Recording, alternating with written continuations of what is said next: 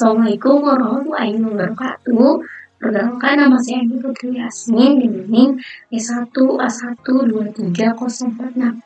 Saya mahasiswa jurusan Teknik Sipil angkatan 2023 Universitas Halmahera.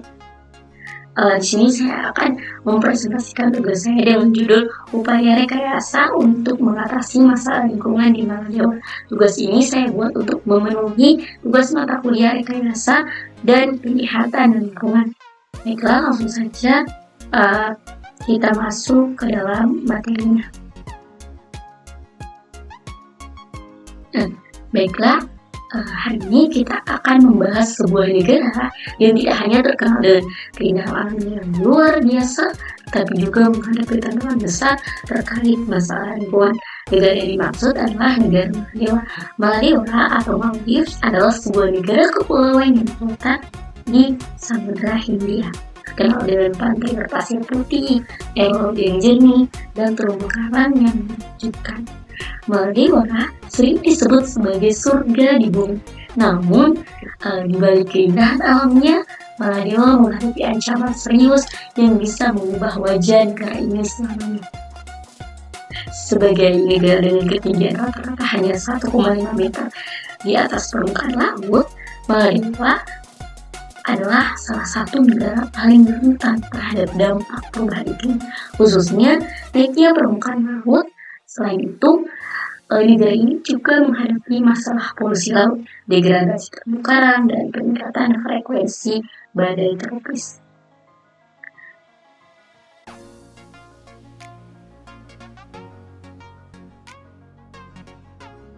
Nah, fokus kita hari ini yaitu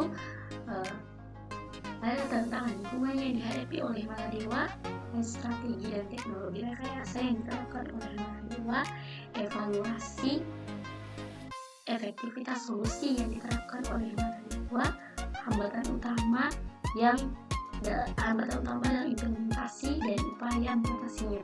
Dan yang terakhir itu ada pendekatan Maladewa sebagai contoh bagi negara-negara lain. Kita masuk ke dalam tantangan lingkungan hidup yang dihadapi oleh Maladewa. Maladewa menghadapi beberapa tantangan lingkungan yang signifikan, terutama terkait dengan dampak dari perubahan iklim dan kondisi geografis yang unik sebagai negara kepulauan. Ada beberapa tantangan lingkungan yang dihadapi oleh Maladewa. Yang pertama yaitu ada kenaikan permukaan air laut, di mana sebagai negara kepulauan yang sebagian besar wilayahnya hanya beberapa meter di atas permukaan laut, Maladewa sangat rentan terhadap kenaikan permukaan air laut. Proyeksi menunjukkan bahwa banyak pulau di Maladewa bisa tergenang air pada abad ini jika tren peningkatan permukaan air laut terus berlanjut. Kemudian ada degradasi terumbu karang. Terumbu karang di Maladewa adalah salah satu yang paling indah dan beragam di dunia, tetapi mereka telah menderita akibat dari pemanasan global dan aktivitas manusia. Bleaching massal dan kerusakan struktural terumbu karang mengancam ekosistem laut yang kaya di sekitar Maladewa. Kemudian yang ketiga itu ada krisis air tawar. Maladewa mengandalkan pada air tanah sebagai sumber utama air tawar. Pemanasan global telah menyebabkan intrusi air laut ke dalam akuifer, mengancam ketersediaan air tawar yang aman dan layak untuk digunakan. Kemudian ada ketergantungan energi fosil.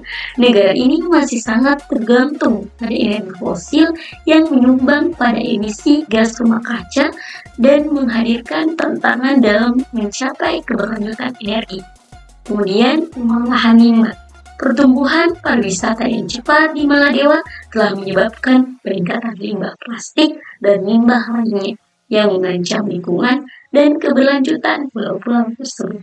Kemudian yang terakhir yaitu ada keterbatasan sumber daya dan kapasitas institusional.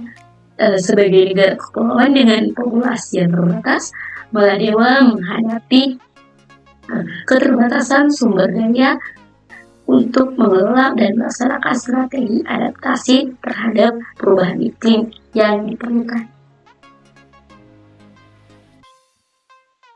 Nah, kita masuk ke poin strategi dan teknologi rekayasa yang diterapkan oleh Maladewa.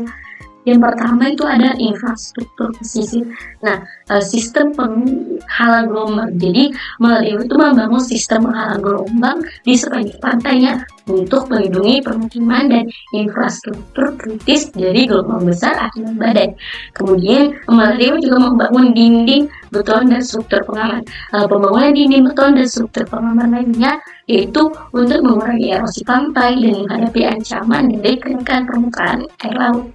Kemudian ada energi terbarukan. Jadi Maladewa memanfaatkan tenaga surya sebagai sumber energi terbarukan untuk mengurangi ketergantungan pada bahan bakar fosil. Kemudian ada tenaga angin. Jadi Maladewa memanfaatkan potensi tenaga angin di beberapa pulau untuk menghasilkan energi bersih dan berkelanjutan. Kemudian ada pengelolaan air tawar. Jadi ada implementasi teknologi desalinasi untuk menghasilkan air tawar dari air laut, mengatasi krisis air tawar yang semakin buruk akibat intrusi air laut ke dalam akuifer. Nah, yang strategi keempat itu ada pemulihan terumbu karang. Di sini ada teknik biorekayasa. Melalui teknik biorekayasa seperti transparansi terumbu karang hidup, penanaman struktur bulatan, dan rehabilitas ekosistem untuk memperkuat dan memulihkan terumbu karang yang terdegradasi. Kemudian ada strategi yang kelima yaitu pengolahan limbah. Pengurangan limbah plastik. Jadi, Maladewa menerapkan kampanye pengurangan penggunaan plastik sekali pakai dan pengolahan limbah plastik yang lebih baik untuk melindungi lingkungan laut dan pulau-pulau Maladewa. Kemudian, ada kebijakan adaptasi dan mitigasi. Penyusunan rencana aksi nasional untuk adaptasi terhadap perubahan iklim termasuk integrasi strategi rekayasa lingkungan dalam kebijakan pembangunan nasional. Kemudian ada pendekatan komunitas dan partisipatif. Partisipasi masyarakat yaitu melibatkan komunitas lokal dalam perencanaan dan implementasi solusi rekayasa lingkungan untuk memastikan keberlanjutan dan penerimaan masyarakat terhadap langkah-langkah yang diambil. Melalui berbagai strategi ini, Maladewa berupaya untuk membangun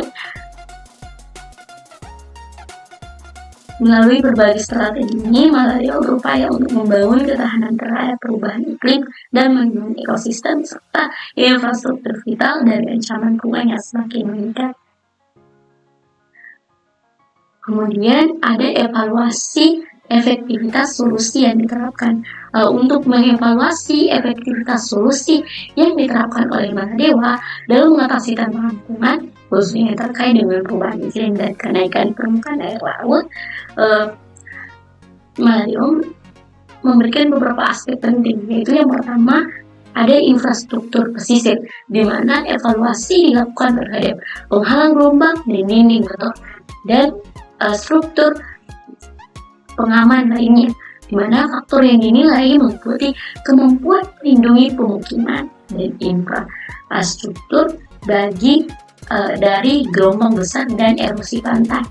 Kemudian ada pemulihan terumbu karang, menilai keberhasilan teknik biorekayasa seperti transparansi karang hidup dan penanaman struktur bulatan dalam memulihkan terumbu karang yang terdegradasi. Parameter evaluasi meliputi peningkatan luas dan kesehatan terumbu karang serta dampaknya terhadap keanekaragaman hayati. Kemudian ada penggunaan energi terbarukan.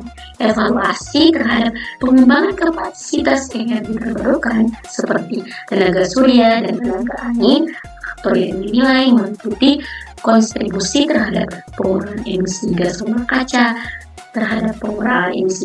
kaca, keterandalan pasokan energi, dan efisiensi ekonomi dari solusi energi terbarukan ini. Kemudian ada pengolahan air tawar. Menilai efektivitas teknologi desalinasi dalam memenuhi kebutuhan air tawar yang Kedua, evaluasi meliputi keberlanjutan operasional, kualitas air yang dihasilkan, dan dampak lingkungan dari proses desain. Kemudian kebijakan adaptasi dan mitigasi, evaluasi terhadap implementasi rencana aksi nasional dan kebijakan adaptasi terhadap perubahan iklim yang dinilai meliputi keberhasilan dalam mengintegrasikan strategi rekayasa lingkungan dalam rencana pembangunan nasional serta partisipasi masyarakat dan sektor swasta dalam pelaksanaan kebijakan ini. Evaluasi ini dapat dilakukan dengan membandingkan hasil yang dicapai dengan tujuannya telah ditetapkan serta mengevaluasi dampak jangka panjang dari solusi yang diterapkan terhadap keberlanjutan lingkungan dan solusi ekonomi Mahadéwa. Nah, kita masuk ke poin hambatan utama dalam implementasi dan upaya mengatasinya. Jadi, Mahadéwa menghadapi beberapa hambatan signifikan dalam implementasi solusi-solusi lingkungan untuk mengatasi tantangan perubahan iklim dan kenaikan permukaan air laut.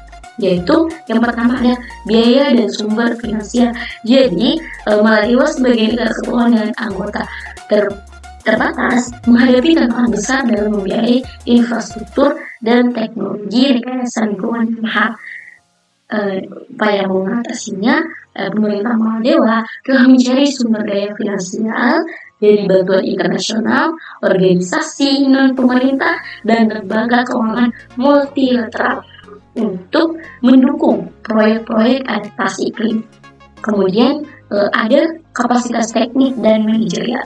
Jadi keterbatasan dalam kapasitas teknik dan manajerial untuk merencanakan, mengimplementasikan, dan memelihara infrastruktur rekayasa lingkungan yang kompleks. Nah, upaya mengatasinya itu Mahadéwa telah berupaya untuk membangun kapasitas lokal melalui pelatihan, pendidikan, dan kerjasama teknis dengan negara-negara dan organisasi internasional. Kemudian ketergantungan pada teknologi asing. Karena adanya ketergantungan pada teknologi rekayasa lingkungan dan energi terbarukan yang dibeli dari luar negeri yang bisa menjadi mahal dan kurang berkelanjutan dalam jangka panjang, pemerintah Mahadéwa telah berupaya untuk mempromosikan, mengembangkan teknologi dan inovasi dalam bidang energi terbarukan dan rekayasa lingkungan berbasis lokal. Kemudian ada keterbatasan pengalaman dan pengelolaan proyek besar, kurangnya pengalaman dan pengelolaan proyek besar dan kompleks, terutama konteks teknis dan administratif. Pemerintah Mahadéwa telah bekerja sama dengan lembaga internasional dan konsultan ahli untuk memberikan bimbingan teknis dan manajerial dan implementasi proyek-proyek rekayasa lingkungan kepada masyarakat. Kemudian ada perubahan kebijakan dan stabilitas. Instabilitas politik dan perubahan kebijakan di tingkat nasional yang dapat mempengaruhi kesinambungan dan prioritas dalam implementasi solusi lingkungan. Mahadéwa berupaya memperkuat kerangka kebijakan dan hukum yang berkelanjutan untuk mendukung implementasi solusi-solusi lingkungan jangka panjang dengan mengidentifikasi dan mengatasi hambatan-hambatan. Mahadéwa berupaya untuk memperkuat ketahanan mereka terhadap perubahan iklim dan melindungi lingkungan serta masyarakat dari dampak yang merugikan. Nah, kita telah sampai ke pembahasan yang terakhir, itu pendekatan Mahadéwa sebagai contoh bagi negara-negara lain. Nah, pendekatan yang diambil oleh Mahadéwa dalam menghadapi tantangan lingkungan khususnya terkait dengan perubahan iklim dan kenaikan permukaan air laut dapat dijadikan contoh bagi negara-negara lain yang menghadapi masalah serupa. Yang pertama yaitu ada fokus pada adaptasi lokal dan kepedulian terhadap komunitas. Jadi, Maladewa telah mengadopsi pendekatan yang kuat dalam memasukkan perspektif lokal dan kepedulian terhadap komunitas dalam perencanaan dan implementasi strategi inovasi. Ini termasuk keterlibatan aktif masyarakat dalam pengambilan keputusan dan implementasi proyek-proyek lingkungan. Nah, yang kedua itu ada pengembangan infrastruktur pesisir yang inovatif. Jadi, melalui pembangunan sistem penghalang gelombang dan dinding beton, Maladewa telah menunjukkan komitmen untuk melindungi pemukiman dan infrastruktur kritis berdampak langsung ke lingkungan permukaan air laut. Pendekatan ini bisa menjadi model untuk negara-negara lain yang memiliki garis pantai yang rentan terhadap banjir dan erosi. Kemudian, penggunaan energi terbarukan untuk keberlanjutan energi. Jadi, Maladewa telah berinvestasi dalam energi terbarukan seperti tenaga surya dan tenaga angin untuk mengurangi ketergantungan pada bahan bakar fosil. Pendekatan ini tentu saja menunjukkan komitmen pada keberlanjutan energi dan dapat diadopsi oleh negara-negara, kepulauan atau wilayah pesisir lainnya. Kemudian ada kerjasama internasional dalam penguatan kapasitas dan sumber daya finansial, di mana Maladewa telah aktif mencari dukungan dari komunitas internasional, organisasi non-pemerintah, dan lembaga keuangan multilateral untuk mendukung implementasi proyek-proyek adaptasi iklim mereka. Pendekatan ini menunjukkan pentingnya kerjasama global dalam mengatasi tantangan lingkungan yang kompleks. Nah, yang terakhir yaitu ada pengelolaan air tawar dan konservasi sumber daya alam, di mana melalui teknologi desalinasi dan pengelolaan yang berkelanjutan terhadap sumber daya air, Maladewa telah menunjukkan komitmen pada konservasi lingkungan yang melibatkan ketersediaan air tawar yang aman untuk masyarakat. Pendekatan ini relevan bagi negara-negara yang menghadapi krisis air tawar akibat intrusi air laut dan penurunan kualitas air tanah. Pendekatan-pendekatan ini menunjukkan bagaimana Maladewa menggabungkan inovasi dengan partisipasi masyarakat dan kerjasama internasional untuk mencapai tujuan keberlanjutan lingkungan. Negara-negara lain dapat belajar dari pengalaman dan strategi yang telah diterapkan oleh Maladewa dalam menanggapi tantangan lingkungan yang semakin kompleks. Dengan berakhirnya poin terakhir dari pembahasan upaya rekayasa untuk mengatasi masalah lingkungan di Maladewa, maka berakhir pula presentasi saya pada hari ini. Jika ada yang salah, mohon dimaafkan.